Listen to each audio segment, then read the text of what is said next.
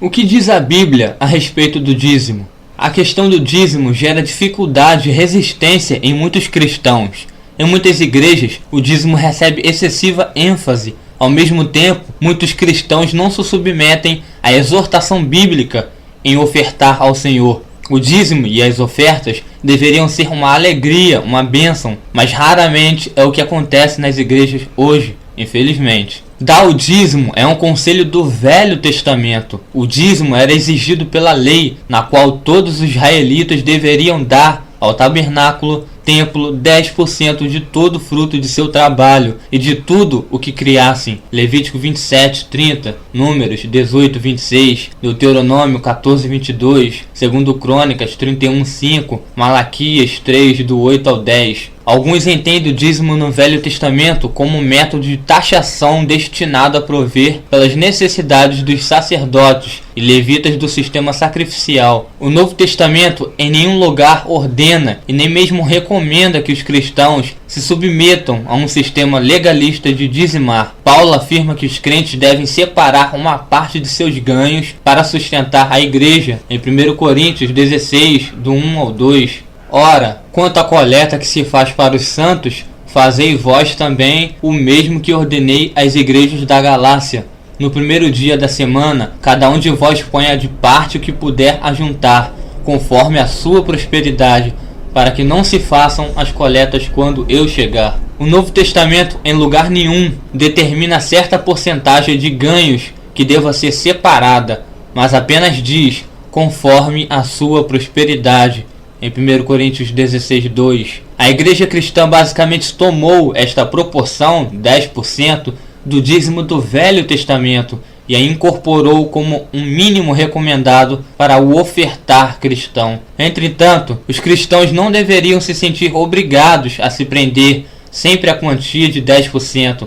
Deveriam sim dar de acordo com suas possibilidades, conforme sua prosperidade. Às vezes, isto significa dar mais do que 10% ou às vezes dar menos do que 10%. Tudo depende das possibilidades do cristão. Cada cristão deve cuidadosamente orar e buscar a sabedoria vinda de Deus no tocante à sua participação com o dízimo e ou quanto deve dar. Tiago 1,5. Cada um contribua segundo propôs no seu coração, não com tristeza ou por necessidade, porque Deus ama ao que dá com alegria. 2 Coríntios 9:7. O livro de Malaquias é usado para enganar muita gente. Tomem cuidado, os adeptos da prosperidade chegam até dizer para você que irá para o inferno por causa das passagens deste livro. O texto de Malaquias diz: roubará o homem a Deus? Todavia, vós me roubeis e dizeis: em que te roubamos?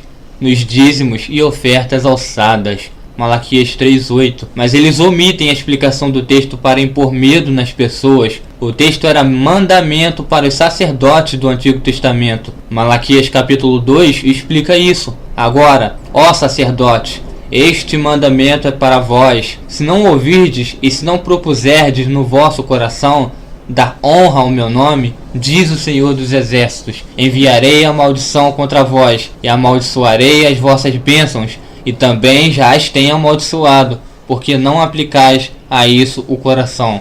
Malaquias 2, do 1 ao 2. E o texto se segue nos próximos versículos, Deus advertindo sobre várias catástrofes se os sacerdotes não seguissem os mandamentos de Deus. E o dízimo no Antigo Testamento era uma lei, e os sacerdotes estavam distorcendo a lei. E aliás, os dízimos nunca foram dinheiro, mas sim alimentos para sustentar os sacerdotes, viúvas e órfãos e estrangeiros. Pesquise. Por que você acha que esses adeptos a este tipo de teologia quase nunca usam o Novo Testamento? É porque o Novo Testamento condenaria todas as práticas deles e quando usam, emitem versículos cruciais. Aí a pessoa que não lê a Bíblia, só vai para receber a palavra e dar o dízimo, acaba caindo nessa ladainha. O texto continua, Malaquias 3:9. Com maldição sois amaldiçoados, porque me roubais a mim, vós, toda a nação. Portanto, assim, já colocam medo nos membros, dizendo que vão ser amaldiçoados se não derem dízimo. Mas o texto se refere à nação de Israel. Leia Malaquias, verá que fala dos sacerdotes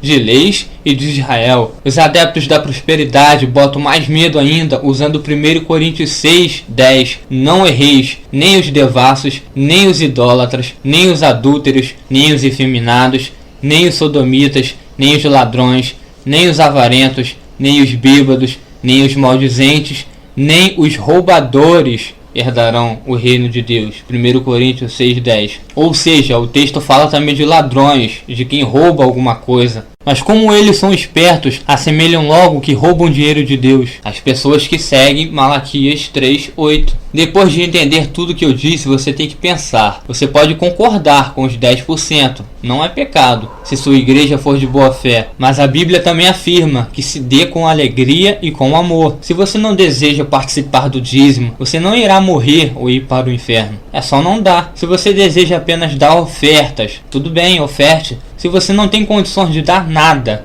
não dê, porque a Bíblia fala que quem tem pouco, não tire do que tem. Então não argumente coisas ruins sobre o dízimo contra todas as igrejas. Por causa de umas que enganam o povo com falsos ensinamentos bíblicos, outras são condenadas. Não caia nessa. Nem todas as igrejas fazem falcatrua. Existem igrejas sérias. Quando eu falo de igrejas, me refiro a templos, ok? É porque tem uns engraçadinhos que dizem que igreja somos nós. Eu sei, querido, que igreja somos nós, mas me refiro aqui ao templo. Existem igrejas sérias, por mais que sejam poucas, mas existem. Então entenda a sua denominação, procure saber mais sobre o sistema de dízimos deles e para onde vai cada centavo. Se você está vivo, com saúde, trabalhando, ganhando dinheiro, naturalmente é pela graça de Deus, correto? Somente pela graça de Jesus Cristo que estamos aqui. Que lei se aplica hoje? Não vivemos sob a lei de Moisés. Hoje em dia, Jesus aboliu essa lei por sua morte. Efésios 2, 14, 15. Porque Ele é a nossa paz, o qual de ambos os povos fez um, e derrubando a parede de separação que estava no meio, na sua carne, desfez a inimizade, isto é, a lei dos mandamentos, que consistia em ordenanças para criar em si mesmo dos dois um novo homem, fazendo a paz. Estamos mortos para essa lei, para que possamos estar vivos para Cristo. Romanos do 4 ao 7. Assim, meus irmãos, também vós estáis mortos para a lei pelo corpo de Cristo, para que sejais de outro, daquele que ressuscitou dentre os mortos, a fim de que demos fruto para Deus. Porque quando estávamos na carne, as paixões dos pecados, que são pela lei, operavam em nossos membros para darem fruto para a morte. Mas agora temos sido libertados da lei, tendo morrido para aquilo em que estávamos retidos, para que sirvamos em novidade de espírito e não na velhice da letra. Que diremos, pois? É a lei pecado? De modo nenhum. Mas eu não conheci o pecado senão pela lei, porque eu não conheceria a concupiscência se a lei não dissesse, não cobiçarás. Romanos 7, do 4 ao 7. A lei gravada nas pedras no Monte Sinai extinguiu-se e a nova aliança permanece. 2 Coríntios 3, do 6 a 11. O qual nos fez também capazes de ser ministros de um novo testamento, não da letra ou lei, mas do Espírito, porque a letra mata e o Espírito vivifica. E se o ministério da morte, gravado com letras em pedras, veio em glória, de maneira que os filhos de Israel não podiam fitar os olhos na face de Moisés por causa da glória do seu rosto, a qual era transitória, como não será de maior glória o ministério do Espírito? Porque se o ministério da condenação foi glorioso, muito mais excederá em glória o ministério da justiça, porque também o que foi glorificado nesta parte não foi glorificado por causa desta excelente glória, porque se o que era transitório foi para a glória, muito mais é em glória o que permanece. A lei funcionou como um tutor para trazer o povo a Cristo, mas não estamos mais sob este tutor. Gálatas 3, do 22 ao 25. Mas a Escritura encerrou tudo debaixo do pecado, para que a promessa pela fé em Jesus Cristo fosse dada aos crentes, mas antes que a fé viesse, estávamos guardados debaixo da lei e encerrados para aquela fé que se havia de manifestar, de maneira que a lei nos serviu de tutor para nos conduzir a Cristo, para que pela fé fôssemos justificados, mas depois que veio a fé, já não estamos debaixo do tutor. Aqueles que desejam estar sob a lei estão abandonando a liberdade em Cristo e retornando à escravidão. Gálatas 4, do 21 ao 31. Dizei-me, Os que quereis estar debaixo da lei, não ouvis vós a lei? Porque está escrito que Abraão teve 2 filhos, um da escrava e outro da livre. Todavia o que era da escrava nasceu segundo a carne, mas o que era da livre, por promessa. O que se entende por alegoria, porque estas são as 2 alianças, uma do monte Sinai, gerando filhos para a servidão, que é Agar. Ora, este Agar é Sinai, um monte da Arábia, que corresponde a Jerusalém, que agora existe, pois é escrava com seus filhos, mas a Jerusalém, que é de cima, é livre, a qual é mãe de todos nós, porque está escrito: alegra-te, estéril, que não dás à luz, esforça-te e clama, tu que não estás de parto, porque os filhos da solitária são mais do que os da que tem marido. Mas nós, irmãos, somos filhos da promessa como Isaque. Mas como então aquele que era gerado segundo a carne perseguia o que era segundo o Espírito, assim é também agora. Mas que diz a Escritura? Lança fora a escrava e seu filho, porque de modo algum o filho da escrava herdará com o filho da livre, de maneira que, irmãos, somos filhos não da escrava, mas da livre. As pessoas que voltam a essa lei estão decaindo da graça e se separando de Cristo. Gálatas 5, do 1 ao 6.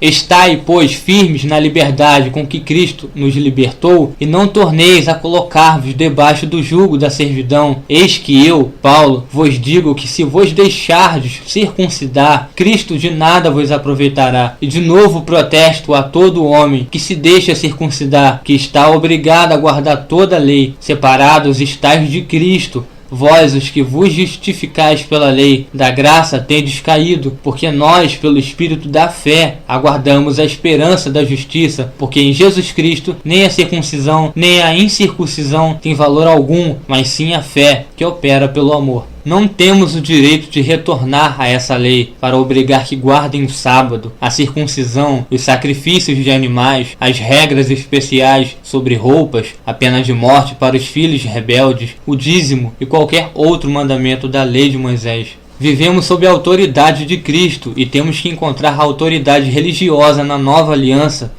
que ele nos deu através de sua morte. Ele é o mediador desta nova aliança. Hebreus 9:15. E por isso é mediador de um novo testamento, para que, intervindo a morte para a remissão das transgressões que havia debaixo do primeiro testamento, os chamados recebam a promessa da herança eterna. Seremos julgados por suas palavras. João 12, do 48 ao 50. Quem me rejeitar a mim e não receber as minhas palavras, já tem quem o julgue. A palavra que tenho pregado, essa o há de julgar no último dia. Porque eu não tenho falado de mim mesmo, mas o Pai que me enviou, ele me deu mandamento sobre o que hei de dizer e sobre o que hei de falar. E sei que o seu mandamento é a vida eterna. Portanto, o que eu falo, falo como o Pai me tem dito. Desde que Jesus tem toda a autoridade, temos a responsabilidade de obedecer tudo o que ele ordena. Mateus 28, de 18 ao 20. E chegando-se Jesus, falou-lhes, dizendo: é-me dado todo o poder no céu e na terra. Portanto, ide, fazei discípulos de todas as nações, batizando-os em nome do Pai,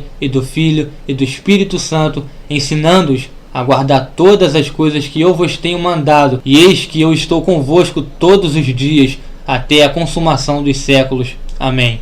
O dízimo não é bíblico de acordo com o Novo Testamento, e sim as ofertas, as dádivas, de acordo com sua prosperidade. Mas como eu disse, as igrejas trouxeram do Antigo Testamento os 10%. Cabe a você aceitar ou não aceitar. O que o Novo Testamento diz a respeito das dádivas? Jesus, através de Paulo, ensina que as igrejas devem fazer coletas nas quais os cristãos darão de acordo com sua prosperidade. Em 1 Coríntios 16, do 1 ao 2, temos que dar com amor, generosidade e alegria, conforme intencionamos os nossos corações. 2 Coríntios 8, do 1 ao 12 e 9, do 1 ao 9. Portanto, podemos dar mais do que 10% ou menos do que 10%. Não somos mandados por Deus para darmos uma porcentagem especial. E a respeito das bênçãos, Malaquias pregou a uma nação carnal que estava sofrendo as consequências carnais do pecado. Ele prometeu bênçãos materiais de Deus para aqueles que se arrependessem de sua desobediência. Não encontramos esta importância material no Novo Testamento. Deus garante aos fiéis que eles não precisam se preocupar com as necessidades da vida. Mateus 6, do 25 ao 33.